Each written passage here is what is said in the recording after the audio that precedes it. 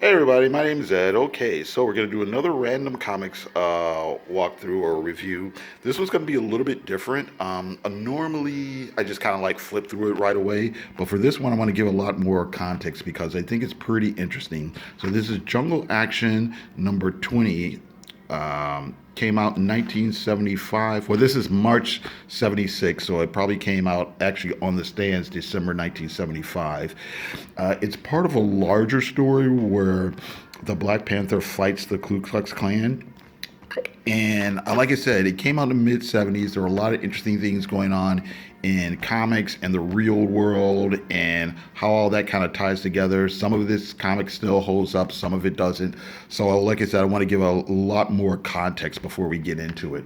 So, basically, people who watch this channel probably already know Black Panther was the first black superhero created by Stan Lee and Jack Kirby in 1966. A feral lad from DC Comics and Superboy and the Legion of Superheroes was created by Jim Shooter, and that character would have been the first black superhero, but management at DC, I believe, made them change the character in fear of angry distributors in the South. So now, as far as Jungle Action is concerned, Don McGregor was reprint editor. It was in the early 70s, and this comic was doing like reprints of comics from, I guess, the Golden Age and early Silver Age, featuring kind of this white, Tarzan imitation character. And McGregor suggested, that, why don't we do news stories? And if we do news stories, why not have a black character? And thus we get Black Panther being the first black superhero to have his own regular ongoing title, or I'll say ongoing comic, although I think Luke Cage was the first to have his name in this title. Actually, I believe there was a Western character called Lobo from the early 60s. He might have been the first. I think he was actually the first black hero to have his name in the title, but I don't think that comic lasted very long. Okay, so getting back to the 70s. So it's the 1970s. It's post Watergate, post Vietnam. The general public had a lot more distrust of the government. There's a lack of faith in institutions. Inflation's going up. Crime rates are going up. You had like the gas shortage. You had the energy crisis. We're still in the civil rights era, more or less. The feminist and gay liberation movements were still happening, and this informed the society around us and in America. And slowly, these things began to be reflected in comics, except for like gay rights. That took a few more years as far as mainstream comics were concerned, or mainstream superheroes were concerned. But Marvel comics, there are other genres like the Western comics, the war comics, the romance comics, pretty much died off during the mid 70s, late 70s, but the comic company did begin to expand their superhero comics and cast with more women and minority heroes. Like I said, we've got Black Panther here. Luke Cage had a comic, that was inspired by black exploitation. Really, again, right around this same time, I would say 75, 76, 77. That's pretty much like the end of what people think of like when they think of black exploitation, the coffee movies and the Jim Brown movies and that type of stuff. That stuff kind of started dying down. Anyway, moving along here, and I guess you could say you could count Shang-Chi, Master of Kung Fu as a minority hero, even though that was Marvel again trying to capitalize on the martial arts movies and things like that. And they had other without going too in the weeds with this, they were starting to do stuff like Red Sonja, and they tried a female character called the Cat that didn't catch on, but then they tried to revamp that character as Tigra. Of course, a year or two later, we got Ms. Marvel, we got She-Hulk, we got Spider Woman, and again, those characters had to do a lot of that had to do with like copyright stuff and trademark stuff. But anyway, I'm rambling now. Okay, so getting back to the comic. So this was written by Don McGregor. The art is by Billy Graham. Okay, so Don McGregor started at Marvel around 1972 as a proofreader, became editor for Jungle Action. Soon he starts writing stories for Black Panther and Kill Raven. His writing was very wordy and verbose, and we'll get to that in a moment. But it was also a little bit experimental. It kind of pushed the boundaries for the genre. Panther's Rage was a long, multi-part epic. That was a story they did right before this, and kind of again pushing the boundaries of how you can tell stories in superhero comics. Kill Raven, for what it's worth, was the first. I think it was the first superhero comic to have an actual interracial kiss. I think.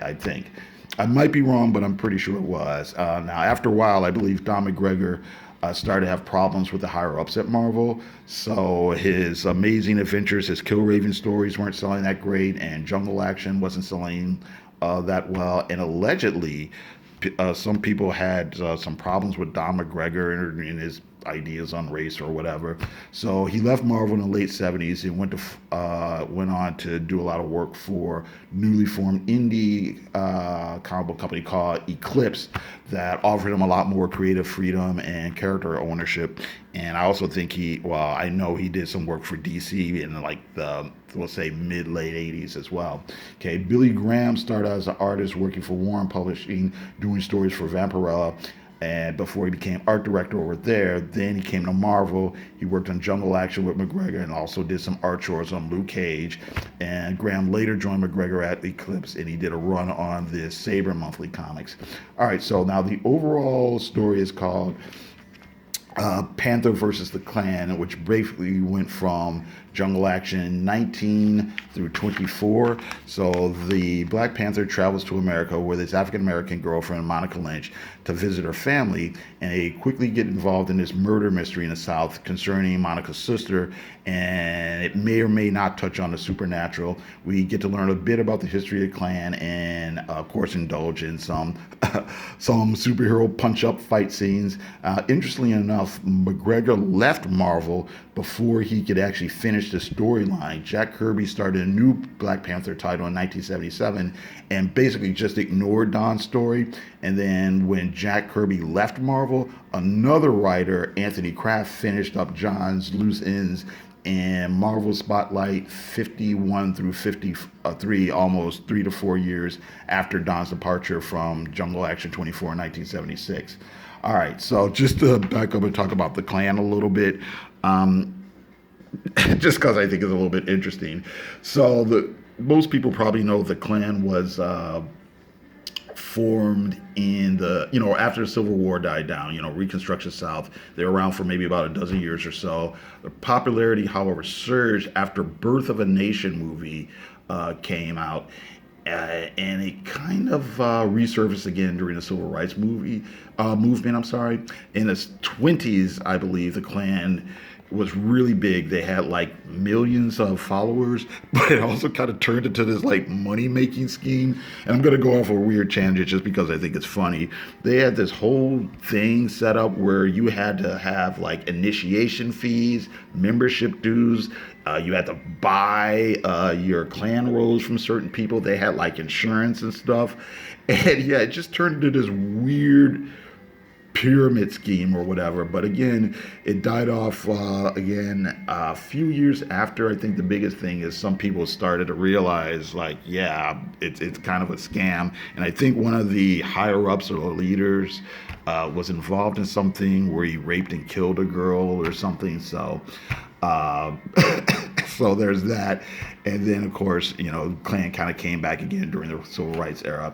So now this issue is called They Sold Me a Myth I Wanted to Believe. It begins with Monica and Black Panther at the grocery store. Monica gets attacked. The Black Panther crashes a Klan meeting. He has a fight. He gets tied to like a burning cross. And a reporter who's investigating Monica's sister's death talks to Monica's parents about why he's, willing to pursue the story at risk of himself. So let's kind of look at some of it for a little bit. So here they are kind of getting into it. You see these guys jumping her, right? And they're telling her, shut your mouth about the Klan or whatever. And we got the little fight here. All right.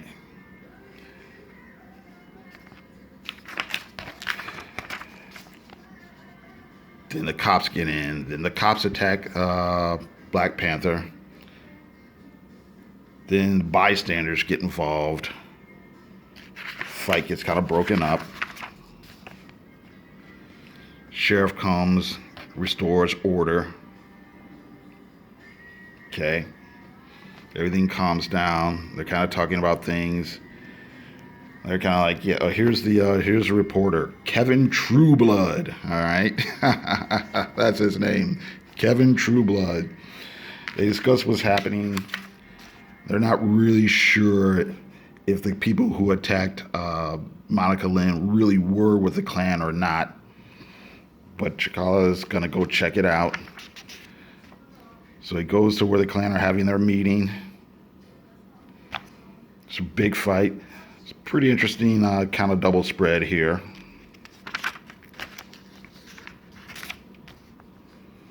Okay. There's some interesting things going on here. So we're contrasting, we're cutting back and forth between the brawl and then Kevin talking about his motivations, which is actually pretty good here. Da-da-da-da-da. You know.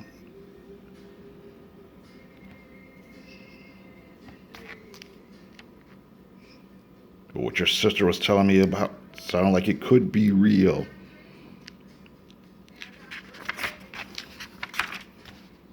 All right.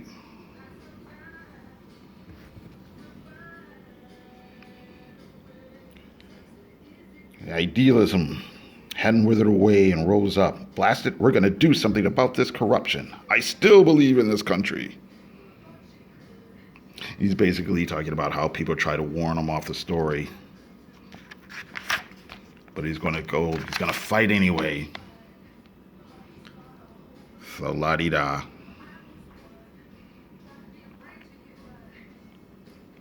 And that's the end. I didn't want to live in fear. They made me a moral man. I just don't want to die because I believe in America. Cross burning darkly, blackling the light. And here's the letters page here. There's a value stamp. I can't make out what this is. I don't know what this is. It's a piece of a larger image, but yeah, I can't figure out who it is. I can't recognize that art style, so. Oh, and this is interesting here. There's a letter here from Ralph Macchio. Ralph Macchio actually became a writer and editor at Marvel during the early 80s. Okay, so anyway, so getting back to the comic, an interesting, or I should say a common criticism of Don McGregor is that he overwrites for comics, and that's very clear here. Well, I don't want to go reading every little thing in here. But blah, blah, blah. Here's a good example. You can just pick any page and there's sirens screech the scene as quicker. Upper disposal towels fail to absorb the spreading stains. But then, isn't everything disposable these days? Toys, cars, buildings, human relationships? You know. Oh, the melodrama, What's another good one?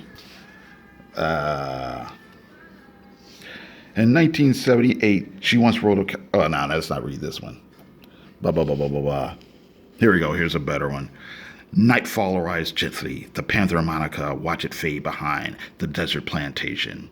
Monica speaks pensively, wondering why she now has more memories of her sister Angela than while she was standing at her sister's gravesite. And and here they're talking. I used to see myself as ruling this place. When Angela and I came here as kids, I'd wear gowns and we'd be introduced to people equally as elegant. And blah, blah, blah, and on and on and on. It's just, I should have picked out some better examples, but when you just kind of read it in context and just read it, back and forth, it's just all very clear. It's not terrible writing, but for comics, it's kind of clunky. A lot of it's unnecessary, and it's really John McGregor just trying really, really hard to be a writer. Now, as far as the overall story goes, the Klan, of course, are the bad guys, but as far as the murder mystery thing is concerned, they aren't necessarily the bad guys in the story. We see that there's other actors in this situation. There's some stuff about real estate going on, and so it's not. There's a couple red herrings in the overall story. I should put it that way. We do get good examples of Monica and Black Panther's romance. We had a little page of that there. Interesting look at kind of the black and white relationships between people in the South. The fight here, I'm not sure really made that much sense. It really felt like obligatory fight scene. Because, like, what was he going to do? He's just going to punch them out and they were just going to tell him what's going to go on? He just kind of jumps in and starts swinging. But, okay, whatever. It's comics, right? It is interesting that on the covers of other issues related to the story, Klan is actually spelled Clan, even though the drawings are clearly the KKK, it's clearly the Ku Klux Klan, and inside it's spelled properly. And I can only imagine that maybe the Marvel editors were trying to mitigate things or trying to not be as controversial like on the cover. I know I read somewhere that supposedly Marvel or one of the editors or somebody suggested to Don McGregor that he change the Klan to the Sons of Serpent, who were kind of these Marvel supervillain stand-ins for the Klan. But, they've got ray guns and airships and things like that. But of course, obviously, Don McGregor won out and was able to use the characters that, he was able to use the real Klan. Okay, and this is also a pretty interesting cover here. I'm not sure who did the character circle here. If I had to guess, I'd say it's probably John Romita Sr. It kind of looks like his style, and I'm pretty sure he was like art director at Marvel during that time. And this here is Rich Buckler and Dan Atkins. Does it say here? Yeah. As you can see, there's not quite a scene that looks like this in the actual comic. I mean, here's the Panther. He's gonna go save some girl who's passed out, some damsel in distress, and these guys in suits shooting guns at him. I don't know. Not in the comic, but okay. That's something you got a lot of in 70s comics, like just totally misleading covers sometimes. But having said that, it's a pretty cool cover, and it's a nice composition. You got this cool shot, from above, looking down as the character is looking down and jumping down on the antagonist. So that's actually pretty cool looking. So okay, I guess that's it. Action in the heart of the teeming city, as only mighty Marvel can present it. So, all right. So then that's it. Like I said, it kind of still holds up as a comic, as a story. The parts that don't hold up mostly just have to do with it being a mid-70s comic. It's just because in the late 70s, the page count dropped. You only got like 17 and 18 pages of story. So everything was really dense. And if it was an ongoing story, a lot of times you have people explaining things to each other that they already know. And then, like I said, with Don McGregor himself, he really overwrote. So, it probably takes twice as long to read this comic than it does, a comic that comes out in the whatever year this is in real life, the 2000s or whatever. So, alrighty. So that's it. Thank you very much for watching. I do appreciate it. And you have a good day.